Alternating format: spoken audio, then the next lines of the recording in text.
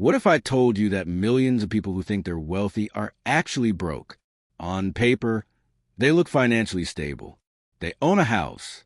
Their net worth looks impressive, maybe even six figures. But here's the uncomfortable truth. If you remove their home equity, most people have almost nothing left. Today, we're breaking down one of the biggest financial illusions in modern society: net worth without home equity. And by the end of this video, you'll see why this changes everything about how you think about money. The illusion of net worth. Let's start simple. Net worth is calculated as assets, liabilities equals net worth. For most middle-class households, their biggest asset is their home. Let's say someone owns a house worth $400,000, still owes $250,000 on the mortgage, has $20,000 in savings, $10,000 in retirement, $15,000 in car loans and credit cards. On paper, assets, $400,000, house, $30,000, cash plus retirement. Liabilities, $265,000. Net worth equals $165,000.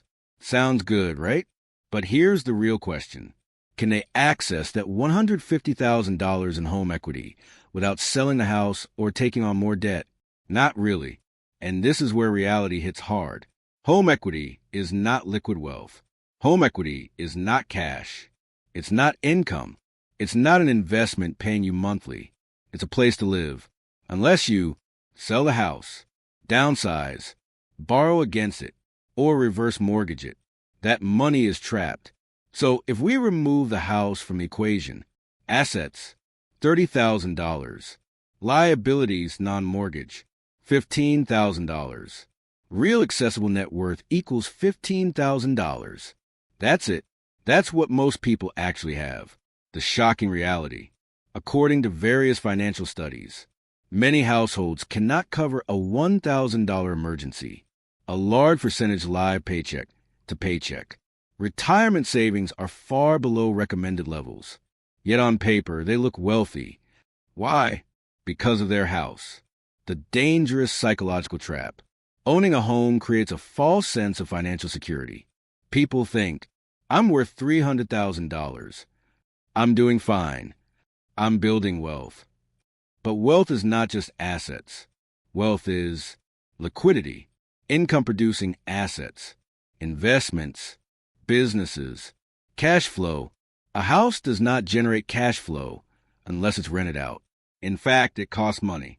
Property taxes, maintenance, insurance, repairs, interest payments.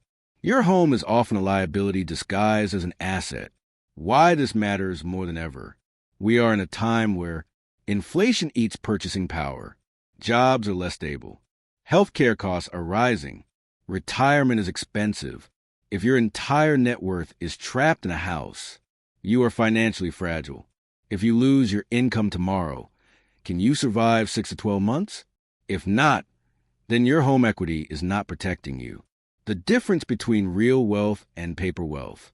Let's compare two people.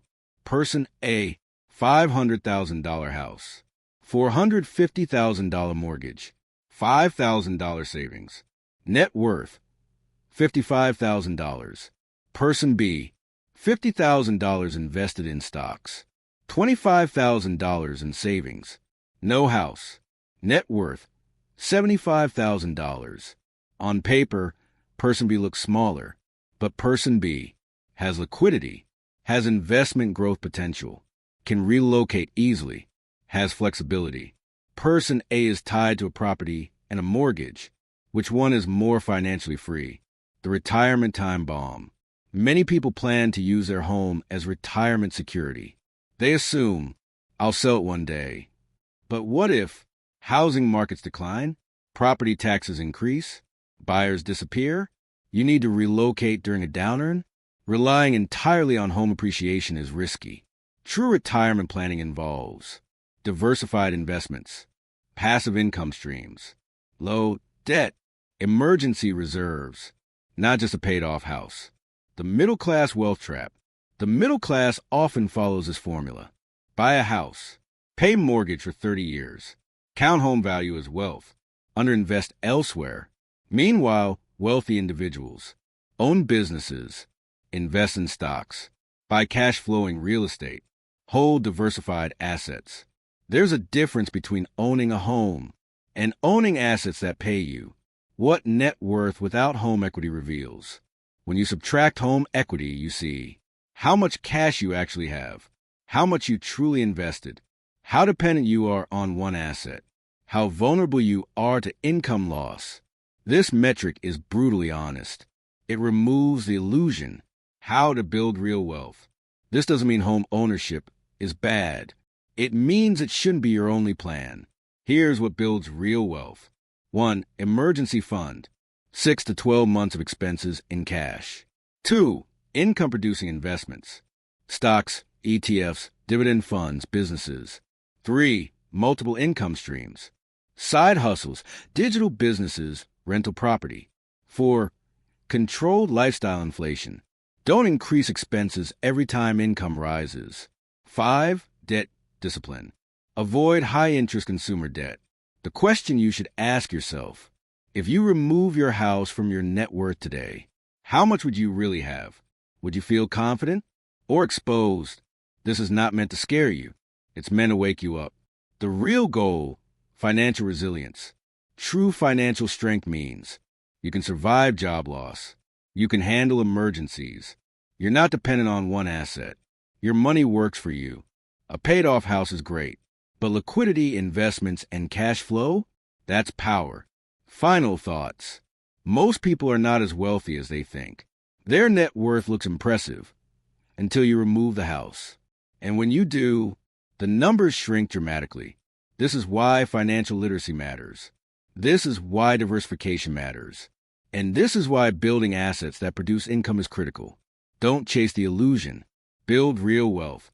If you found this breakdown valuable, make sure you like this video so more people can see the truth about money. And don't forget to subscribe and turn on notifications, because we're exposing the financial myths that keep people stuck. See you in the next one. Money Bag.